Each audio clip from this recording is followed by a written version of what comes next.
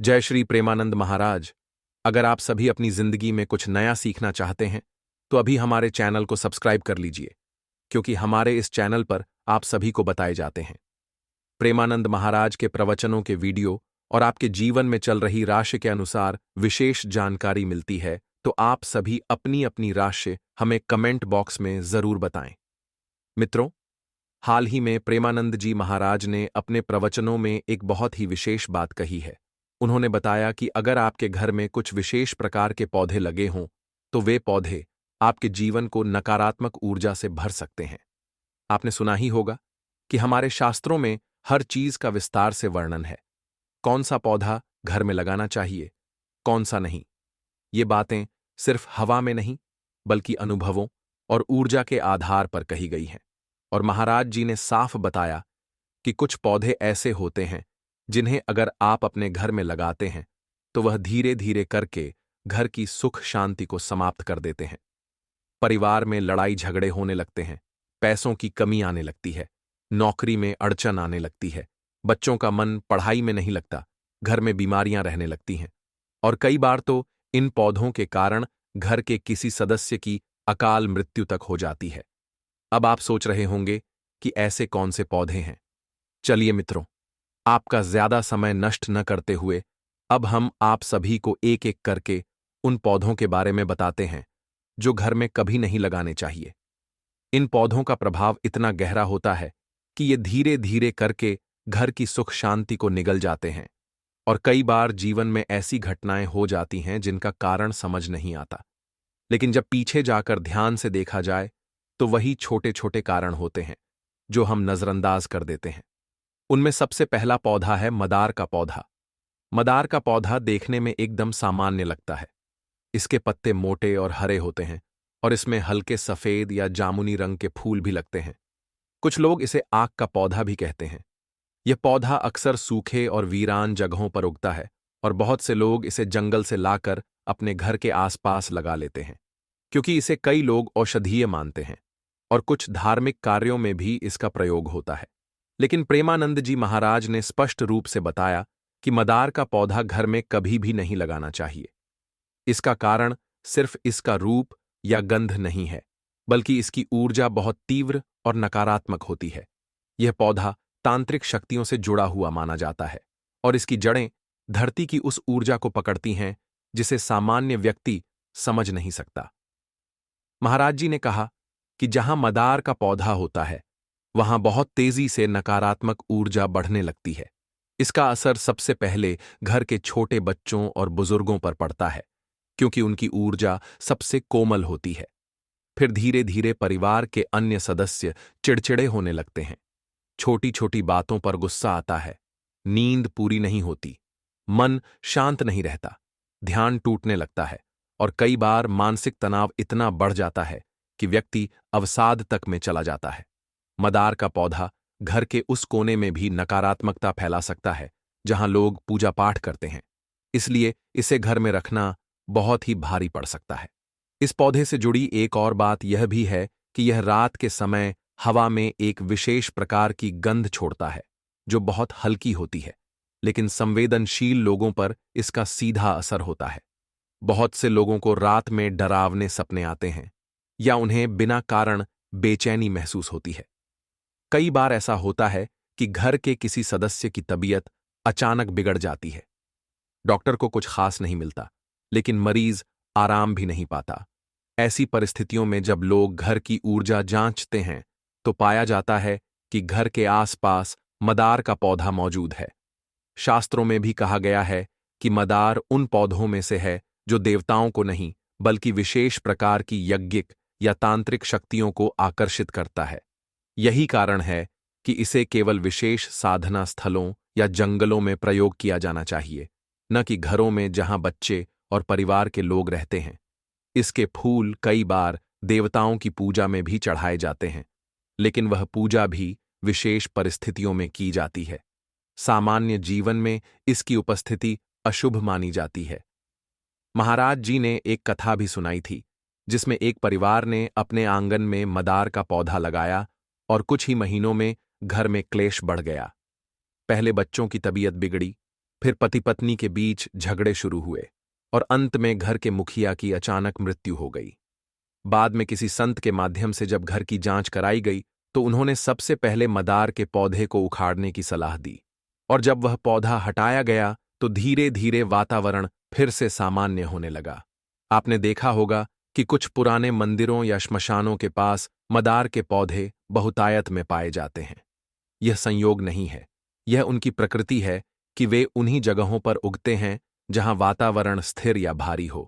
इसीलिए प्रेमानंद महाराज जी ने विशेष रूप से यह कहा है कि चाहे आपको मदार कितना भी उपयोगी या सुंदर क्यों न लगे, उसे अपने घर में कभी न रखें, क्योंकि यह पौधा नकारात्मक ऊर्जा का केंद्र होता है और यह ऊर्जा धीरे धीरे आपके जीवन को निगल जाती है।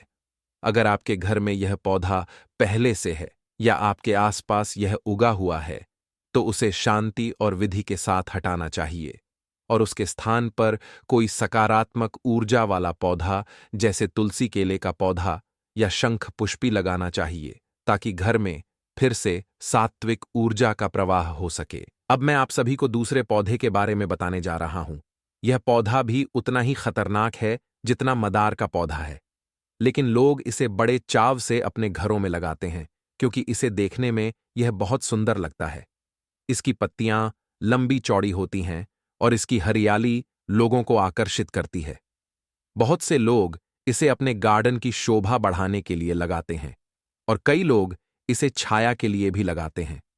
लेकिन प्रेमानंद महाराज जी ने साफ साफ कहा है कि यह पौधा घर के वातावरण के लिए बहुत अशुभ होता है और इसे घर में लगाना मृत्यु को न्योता देने के समान है। इस पौधे का नाम है पीपल का पेड़। पीपल का पेड़ हिंदू धर्म में बहुत पवित्र माना गया है। लोग इसकी पूजा करते हैं, इसकी छाया में बैठते हैं और कहते हैं कि इसमें भगवान का वास होता है। लेकिन यह बात आधी सही है और आधी अधूरी, क्योंकि पीपल का पेड़ निश्चित रूप से एक शक्तिशाली और ऊर्जावान वृक्ष है, लेकिन यह वृक्ष केवल पूजा स्थलों, मंदिरों और खुले स्थानों के लिए उपयुक्त होता है। घर के भीतर या घर की सीमा के अंदर अगर यह पेड़ लग जाए तो वह वहां की ऊर्जा को इतना भारी कर देता है कि घर का वातावरण धीरे धीरे करके बोझिल होने लगता है और इसका असर सीधा घर के सदस्यों पर पड़ता है। महाराज जी ने बताया कि पीपल का वृक्ष रात के समय बहुत सक्रिय हो जाता है और यह वातावरण की ऊर्जा को तेजी से खींचता है। इसके आसपास डर और बेचैनी की भावना स्वाभाविक रूप से उत्पन्न होती है। आपने खुद अनुभव किया होगा कि रात के समय कोई भी पीपल के पेड़ के पास बैठना नहीं चाहता। लोगों को अजीब सी घबराहट होती है, नींद में खलल पड़ती है और कई बार ऐसा लगता है जैसे कोई अदृश्य शक्ति आसपास मौजूद है। ये कोई कल्पना नहीं है, बल्कि यह उस ऊर्जा का प्रभाव है जो पीपल जैसे वृक्ष से निकलता है।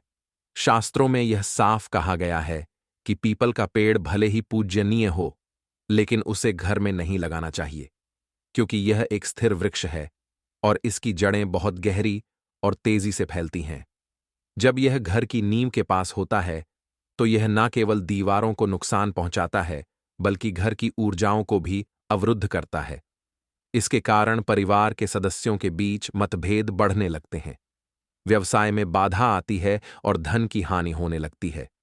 इसके अलावा इस वृक्ष से जुड़ी एक विशेष बात यह भी है कि इसमें देवताओं के साथ साथ पितृ आत्माओं का वास भी माना जाता है, और जब यह पेड़ घर के अंदर होता है तो वह पितृदोष को सक्रिय कर सकता है, जिससे घर के सदस्य बार बार बीमार पड़ते हैं, संतान सुख में बाधा आती है और घर का वातावरण लगातार तनावपूर्ण बना रहता है। महाराज जी ने एक प्रसंग सुनाया था जिसमें एक व्यक्ति ने अपने आंगन में पीपल का छोटा सा पौधा देखकर उसे शुभ मानकर पालना शुरू कर दिया। कुछ ही वर्षों में वह वृक्ष बड़ा हो गया और तभी से उस घर में लगातार संकट आने लगे। पहले बेटे की नौकरी चली गई, फिर बहू बीमार रहने लगी, फिर घर के मुखिया को दिल की बीमारी हो गई। इलाज करवाने के बावजूद चैन नहीं मिला। घर का माहौल ऐसा हो गया कि कोई भी सदस्य 2 घंटे से ज्यादा एक दूसरे के साथ शांतिपूर्वक नहीं बैठ पाता। फिर किसी संत के मार्गदर्शन में उस वृक्ष को घर से हटाया गया और विधिवत पूजा करके उस स्थान को स्वच्छ किया गया। तब जाकर वातावरण में सुधार आने लगा। इसीलिए महाराज जी ने स्पष्ट कहा है कि पीपल का पेड़ कितना भी पवित्र क्यों न हो, उसे मंदिरों में लगाना चाहिए, नदी किनारे लगाना चाहिए, गांव के बाहरी हिस्से में लगाना चाहिए, लेकिन घर के भीतर उसे कतई नहीं लगाना चाहिए, क्योंकि यह वृक्ष अपने साथ वह ऊर्जा लाता है जो एक सामान्य परिवार के जीवन के लिए भारी पड़ सकती है। अगर आपके घर में या आपके घर की सीमा के भीतर पीपल का पौधा है, चाहे वह छोटा हो या बड़ा, उसे तुरंत वहां से हटा देना चाहिए। और अगर वह बड़ा हो गया है तो किसी विद्वान, ब्राह्मण या संत की सलाह लेकर उसे हटवाना चाहिए और वहां पर किसी सात्विक और शुभ पौधे को लगाना चाहिए, ताकि घर की ऊर्जा फिर से संतुलित हो सके और सुख शांति लौट सके। अब मैं आप सभी को तीसरे पौधे के बारे में बताने जा रहा हूं। यह पौधा भी दिखने में बहुत सुंदर होता है और बहुत से लोग इसे सजावट के उद्देश्य से अपने घर में लगाते हैं। इसकी पत्तियां चमकदार होती हैं और इसकी बनावट इतनी आकर्षक होती है कि लोग इसे गमले में रखकर बालकनी में खिड़की के पास या फिर ड्राइंग रूम की शोभा बढ़ाने के लिए जगह जगह रख देते हैं। बहुत से लोग इसे इसलिए भी लगाते हैं क्योंकि यह कम देखभाल में भी आसानी से पनप जाता है। लेकिन प्रेमानंद महाराज जी ने अपने प्रवचनों में स्पष्ट बताया कि यह पौधा घर में लगाना बिल्कुल भी उचित नहीं है। इसका नाम है रबर प्लांट।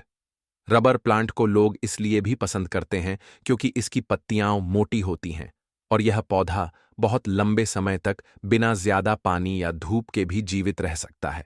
लेकिन यही बात इसके नकारात्मक प्रभाव का भी संकेत है। महाराज जी ने बताया कि यह पौधा ऊर्जा का प्रवाह रोकता है और इसके पत्तों की बनावट इस तरह की होती है कि यह ऊर्जा को अपने भीतर तो खींच लेता है, लेकिन उसे आगे प्रसारित नहीं करता, जिससे घर का वातावरण धीरे धीरे भारी और थका हुआ महसूस होने लगता है। रबर प्लांट घर के उस स्थान पर रखा जाता है जहां हम आराम करना चाहते हैं, लेकिन जब वहां यह पौधा होता है तो व्यक्ति का मन अशांत रहने लगता है, नींद में कमी आती है, सुबह जागने पर थकान बनी रहती है और बार बार ऐसा लगता है जैसे किसी ने ऊर्जा खींच ली हो। यह पौधा विशेषकर उन लोगों को ज्यादा प्रभावित करता है जो मानसिक रूप से पहले से तनाव में रहते हैं या जिनका मन लगातार बेचैन रहता है। महाराज जी ने बताया कि रबर प्लांट की उपस्थिति से घर में मौन का वातावरण बनता है, लेकिन वह मौन शांति नहीं बल्कि दबाव और घुटन का होता है। इस पौधे से जुड़े कई अनुभवों में यह बात सामने आई है कि जिन घरों में यह पौधा मुख्य स्थान पर रखा गया वहां बहुत जल्दी क्लेश शुरू हो गया। पहले बातों में तल्खी आई, फिर रिश्तों में खटास और धीरे धीरे संवाद बंद होने लगा। एक समय ऐसा भी आया जब घर के सदस्य एक ही छत के नीचे होते हुए भी एक दूसरे से कतराने लगे। ये सब सिर्फ संयोग नहीं होता बल्कि उस ऊर्जा का प्रभाव होता है जो आसपास फैलती है। रबर प्लांट वास्तुशास्त्र के अनुसार भी अशुभ माना गया है। इसका रंग और बनावट उस श्रेणी में आती है जो स्थिरता तो देती है, लेकिन वह स्थिरता जीवन में ठहराव बनकर आ जाती है। जैसे किसी नदी का प्रवाह अचानक रुक जाए तो उसमें गंदगी जमने लगती है, वैसे ही जब घर की ऊर्जा का प्रवाह रुकता है तो वहां मानसिक थकावट और उदासी घर कर जाती है। महाराज जी ने कहा कि जीवन को हमेशा प्रवाह में रहना चाहिए और उसके लिए ऐसे पौधे जरूरी हैं जो ऊर्जा को बहने दें, न कि रोकें। एक बार एक भक्त ने महाराज जी से पूछा कि अगर रबर प्लांट इतना सुंदर है तो इसे लोग इतने बड़े होटलों और ऑफिसों में क्यों लगाते हैं? तो महाराज जी ने मुस्कुराकर कहा कि जो जगहें व्यापारिक होती हैं वहां सुंदरता और दिखावा ज्यादा मायने रखता है, लेकिन घर एक मंदिर होता है, वहां ऊर्जा और शुद्धता का महत्व होता है। जो पौधा वहां ऊर्जा रोकता है वह चाहे जितना भी सुंदर क्यों ना हो, वह वहां उपयुक्त नहीं होता। रबर प्लांट की एक और विशेषता यह भी है कि यह पौधा रात के समय हल्की नमी छोड़ता है, जिससे वातावरण में ठंडक और भारीपन आ जाता है, और यह विशेष रूप से उन लोगों के लिए नुकसानदायक होता है जो पहले से दमा या सांस की परेशानी से ग्रसित हैं। इस पौधे की उपस्थिति से कई बार यह बीमारियां उभर आती हैं या बढ़ जाती हैं, और कई बार लोग इसकी वजह को समझ ही नहीं पाते। महाराज जी ने स्पष्ट कहा कि अगर आपके घर में रबर प्लांट है तो उसे तुरंत हटा देना चाहिए और उसकी जगह ऐसे पौधे लगाने चाहिए जो ऊर्जा को बढ़ाते हैं और वातावरण को हल्का और शांत रखते हैं, जैसे तुलसी, गिलोय या मोगरा। जैसे फूलों वाले पौधे जो वातावरण में सुगंध और सात्विकता फैलाते हैं। अगर आप ध्यान देंगे तो पाएंगे कि जैसे ही यह पौधा घर से हटता है, वैसे ही घर का वातावरण हल्का महसूस होने लगता है। संवाद फिर से शुरू हो जाता है और मानसिक तनाव धीरे धीरे कम होने लगता है। अब आप स्वयं सोचिए कि क्या सुंदरता ज्यादा जरूरी है या घर का सुख चैन। अगर आप अपने घर में सुख शांति चाहते हैं तो इस पौधे को घर में न रखें, और अगर पहले से है तो बिना देर किए उसे हटा दें और उसके स्थान पर एक ऐसा पौधा लगाएं जो आपके जीवन में सकारात्मकता ला सके। अब मैं आप सभी को चौथे और अंतिम पेड़ के बारे में बताने जा रहा हूं। यह पेड़ भी आमतौर पर बहुत पूजनीय माना जाता है और बहुत से लोग इसकी छाया में बैठना पसंद करते हैं।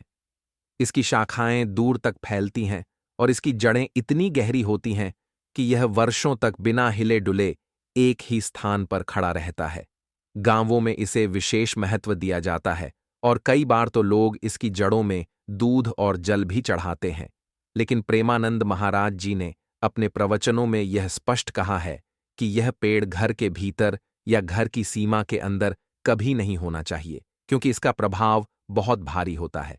इसका नाम है वट वृक्ष। वट वृक्ष, जिसे बरगद का पेड़ भी कहते हैं, बहुत विशाल और प्रभावशाली होता है। इसके नीचे अक्सर साधु संत ध्यान लगाते हैं और इसे ज्ञान और दीर्घायु का प्रतीक भी माना जाता है। लेकिन यह पेड़ सिर्फ विशेष तपस्थली स्थानों और बड़े मंदिरों के परिसर के लिए उपयुक्त है।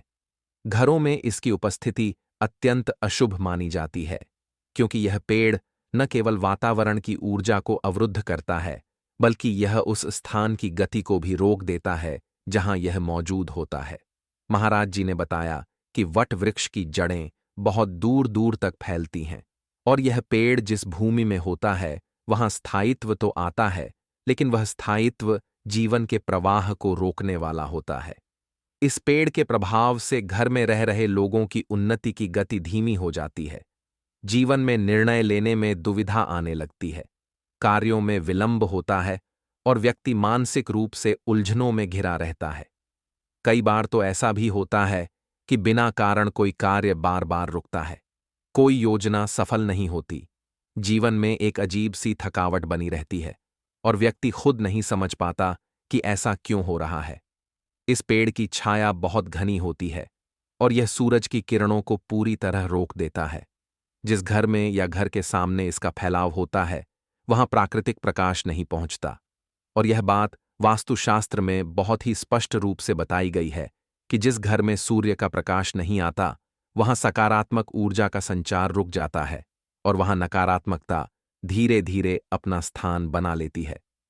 महाराज जी ने यह भी बताया कि वट वृक्ष के नीचे अक्सर सूक्ष्म शक्तियां वास करती हैं और यह पेड़ विशेषकर रात के समय अपनी ऊर्जा बहुत तीव्रता से फैलाता है। यह ऊर्जा सामान्य घरों के लिए उपयुक्त नहीं होती। कई बार तो लोगों ने यह अनुभव किया है कि बरगद के पेड़ के आसपास नींद नहीं आती, मन बेचैन रहता है और बच्चों में भय का वातावरण बनने लगता है। विशेषकर जब यह पेड़ घर के बहुत पास हो तब इसका प्रभाव और भी अधिक होता है। शास्त्रों में भी वट वृक्ष को देव वृक्ष कहा गया है और इसका स्थान देवताओं के पूजन स्थलों में होता है, न कि सामान्य गृहस्थ जीवन के भीतर। अगर यह पेड़ घर में लगाया जाता है तो वह स्थान धीरे धीरे करके समाधि स्थली की तरह व्यवहार करने लगता है, जहां गति नहीं होती, जहां ऊर्जा का बहाव नहीं होता, जहां केवल मौन होता है, और यह मौन घर में रहने वालों के जीवन के लिए शुभ नहीं होता। महाराज जी ने एक उदाहरण भी दिया था जिसमें एक परिवार ने अपने खेत में बरगद का छोटा पौधा देखा और उसे शुभ मानकर पालना शुरू कर दिया। धीरे धीरे वह वृक्ष बड़ा हो गया और उसके फैलते हुए तनों और जड़ों ने आसपास की जमीन को जकड़ लिया। इसके कुछ वर्षों बाद उस परिवार के 4 सदस्य एक के बाद एक गंभीर बीमारियों में चले गए। घर में निराशा फैलने लगी और जब सब उपाय करके थक गए तो एक संत ने बताया कि वह वट वृक्ष अब उस भूमि की ऊर्जा को बंद कर चुका है और जब तक वह वहां रहेगा तब तक उस भूमि से जीवन का प्रवाह नहीं निकलेगा। बाद में उस पेड़ को हटवाकर उस स्थान को शुद्ध किया गया, तब जाकर परिवार को थोड़ी राहत मिली। वास्तुशास्त्र में वट वृक्ष को घर की दीवारों या नींव के पास उगते देखना बेहद अशुभ माना गया है, क्योंकि इसकी जड़ें घर की नींव को कमजोर कर देती हैं। यह बात केवल वास्तु दोष की नहीं, बल्कि एक संकेत है कि यह पेड़ जहां होता है वहां स्थायित्व तो आता है, लेकिन प्रगति रुक जाती है। ऐसा घर धीरे धीरे भारी और शांत होता जाता है, लेकिन वह शांति सजीव नहीं होती। वह एक प्रकार की निष्क्रियता होती है जो धीरे धीरे अवसाद में बदल जाती है। महाराज जी ने अंत में यही कहा कि यह वृक्ष अत्यंत पवित्र है, लेकिन इसकी पवित्रता उसके स्थान के अनुसार होती है। इसे घर में नहीं बल्कि देवस्थान पर ही होना चाहिए। अगर किसी के घर में वट वृक्ष उग आया हो तो उसे बिना देर किए संतों से परामर्श लेकर हटवा देना चाहिए और उस स्थान को शुद्ध करके वहां किसी सकारात्मक फलदायक वृक्ष जैसे अमरूद, आंवला या बेलपत्र का पौधा लगाना चाहिए, ताकि उस भूमि की ऊर्जा पुनः जागृत हो सके और जीवन में गति लौटे। मित्रों, अगर आपको यह ज्ञान रूपी अमृत थोड़ा भी उपयोगी लगा हो, अगर आपको ऐसा लगा हो कि यह बातें आपके जीवन के किसी कोने को छू गई हैं, तो आपसे विनम्र प्रार्थना है कि हमारे इस चैनल को सब्सक्राइब जरूर कर लीजिए, क्योंकि हमारा उद्देश्य केवल वीडियो बनाना नहीं है। हमारा उद्देश्य है उस उजियारे की लौ को हर घर तक पहुंचाना, जिससे हर जीवन में एक नई चेतना, एक नई सुबह और एक नया विश्वास जन्म ले सके। हमारा यह प्रयास प्रेमानंद महाराज जी की वाणी को हर उस व्यक्ति तक पहुंचाने का है जो आज अंधकार में है, जो प्रश्नों से भरा है, जो परेशान है और जिस तक कोई नहीं पहुंच रहा। अगर आप हमारे साथ जुड़ते हैं तो आप सिर्फ एक बटन दबाकर एक चैनल से नहीं बल्कि एक आध्यात्मिक परिवार से जुड़ते हैं, क्योंकि यह सिर्फ यूट्यूब नहीं है, यह एक संकल्प है, उस संकल्प का जो हर घर को प्रेमानंद महाराज जी के ज्ञान से जोड़ने का है। और यदि आपकी उंगलियों ने अभी तक उस लाल बटन को नहीं छुआ है तो आज ही उसे दबाइए और उस घंटे को भी जरूर बजाइए, ताकि जब अगली बार प्रेमानंद जी की कोई अमृतवाणी आए तो सबसे पहले आपके हृदय तक पहुंचे। आपका एक सब्सक्राइब न जाने कितने घरों में उजाला फैला सकता है। जय श्री प्रेमानंद महाराज।